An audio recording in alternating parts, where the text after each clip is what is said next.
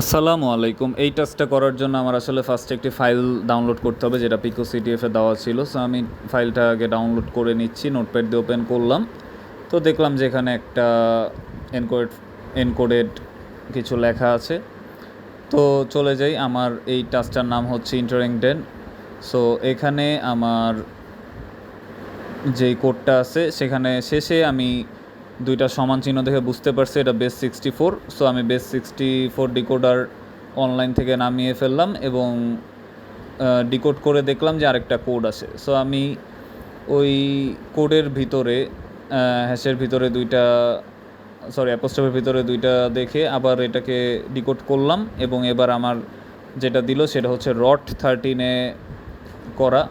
So এবার আমি রট 13-এর জন্য সাইবার শেফে গেলাম। সাইবার শেফে যে আমি রট 13 ডিকোডার সার্চ করে সেটাকে বসালাম এবং ইনপুটে আমি যখন ইনপুটটা দিলাম তখন আমার পিকো সিটিএফ ফাইলটা চলে আসলো, পিকো সিটিএফ লেখাটা চলে আসলো এবং এটাকে কপি পেস্ট করে দিলেই আমার টাস্কটা এখানে কমপ্লিট হয়ে যাবে।